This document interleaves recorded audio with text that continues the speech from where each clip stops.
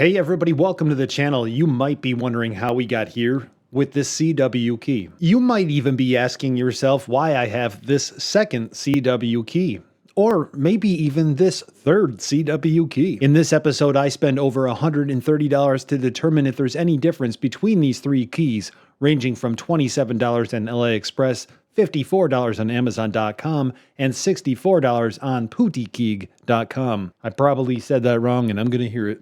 The first key I purchased off of AliExpress.com was fully assembled. I purchased it for $27. It was free shipping and it arrived in my house in less than 2 weeks.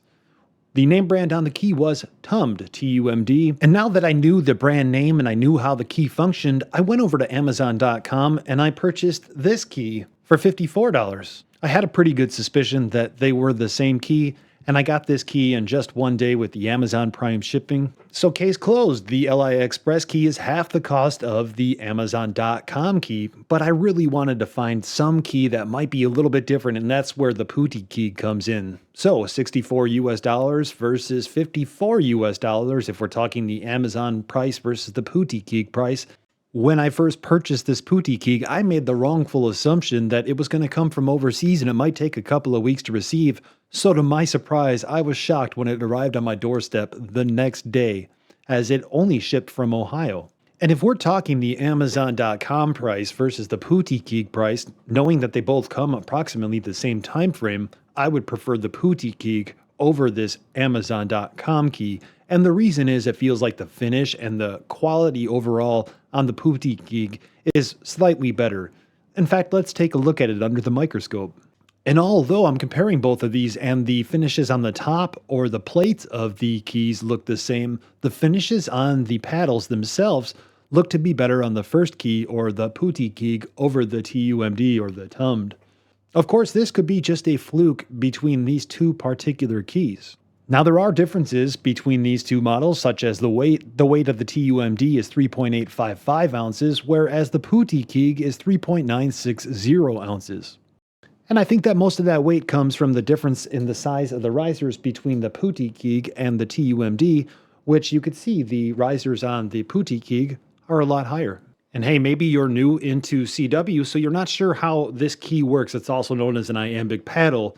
And I'd like to just point out that there are two paddles. One paddle is for dits, one's for das, and on a very surface level, when you go ahead and you hit one or the other, it hits this ground post here. And if we take a look at that PCB, there's 3 little markings on this little TRS port, if you will. And the reason it's called TRS is tip, ring, sleeve. So for example, the ground is connected to the sleeve. And if we take a look at the bottom plate of this CW key or iambic paddle, we'll notice it's all metal, which is important because through these spacers, it connects to the ground portion of the PCB, which then goes to the sleeve of the TRS jack. Now, of course, then we have both the tip and the ring of the TRS jack, which are attached to these paddles via this little wire right here. Or on the other side, of course, this wire. And that means when we either hit this paddle or this paddle, we're going to get a dit or a da. Now, of course, there is this switch on here too, and what would happen if we switched this switch? Basically, it would switch the polarity, or which one of these is the tip and which one of these is the ring.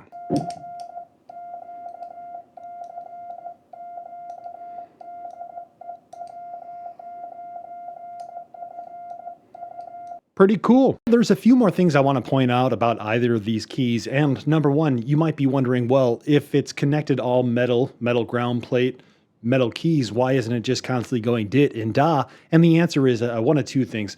Number one, if we look inside of the top and the bottom plate that hold the paddles together, there are plastic or nylon bearings. Now, not only does this allow for a smoother action, if you will, but it also helps keep separated the metal from the metal, meaning we're adding a barrier in between the conductive properties. And the final thing that you might notice on here is, for example, on this key, there's a metal washer, and then right below that metal washer, there's a nylon washer. And those serve multiple purposes. Number one, we have both metal and nylon washers on the top and the bottom plates, which are giving this a little less play up and down on the paddles themselves, meaning that the paddles are a little stiffer, which is a little bit nicer of action, but also it's preventing these paddles from hitting either of these metal plates which would then complete that circuit or close the circuit. Now, both devices, whether you purchase the Putikeeg or the Amazon AliExpress Special, do come with tools to adjust the paddles and the action on the paddles, or how close or how far away they are from that ground post that will short things out. I did find the accessories that came with the Putikeeg a lot, or at least a little bit better quality over the Amazon AliExpress Special. Now, whether you're purchasing the Putikeeg or you're purchasing the AliExpress Amazon Special, both of them do come with cables and tools, but again, the quality on the Putikeeg appeared to be better. One of the things I could really appreciate about the Putikeeg is the Putikeeg did come with 2 extra, we're going to call them bolts, that will attach onto the paddle and allow you to adjust to hit that ground lug. And that's nice because sometimes they fall out and they're really small, so if you lose them, it could be difficult. The final thing to talk about on either of these keys is the fact that they do use magnets. Neodymium magnets on the bottom help this connect to something like a radio, or in the case of the TUMD on AliExpress and Amazon, it came with a magnetic plate where one side is sticky and one side is metallic so that you could put this on something like a desk. But there are 2 other magnets, and those 2 other magnets are right besides these 2 nylon spacers. And what they're doing is they're helping keep the paddles separated or returning to their initial location. Because magnets could do 2 things. They could either attract or they could separate. At the beginning of the episode, you might have been wondering why I had a key torn apart, and you still might be wondering why I had a key torn apart. Hey, I don't blame you. I'm not like most people in the sense that when I get something, I like to tear it apart to understand fully how it works. And you're probably thinking, hey, that's great. Why didn't you put it back together? And the answer is, not only did I put it back together, but I've been building my own iambic paddle based upon this one. And when it's ready to, I'll have a parts list and I'll get you some STL files. Those STL files will allow you to 3D print your own key, or if you have a laser engraver, you could laser engrave them like you see here. Now, just one more thing I do want to mention. If you were paying attention at the beginning of the episode where I talked about how the key works and there's a ground plate that's made of metal which connects to the ground on the PCB, you might be wondering, how am I grounding 3D prints, or how am I grounding laser cut acrylic? It's that Faraday cloth that I was recently talking about in that episode from Ham Radio Rookie where he has the Faraday J-pole, and it actually has a sticky side, so I was able to put it on that acrylic plate.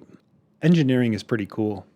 Now we come down to the end of the episode and we have to ask ourselves, well, what is the best key for us to purchase? And I'm thinking in the aspect of somebody who's just getting into CW, or maybe they want a backup key to beat around out in the field.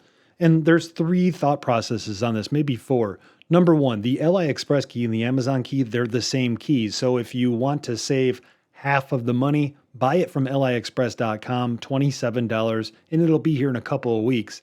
If you don't want to buy from AliExpress, you could pay $54 for the key, but I would probably at that point recommend buying the Putikeeg for only $64. And finally, at the end of this recording here, I'm going through AliExpress.com and I did find AliExpress.com selling a Putikeeg, although I have no idea whether or not it's a legitimate Putikeeg. Now, do you have any of these keys? Have you purchased that Putikeeg off of AliExpress? And what are your thoughts overall on this style iambic paddle?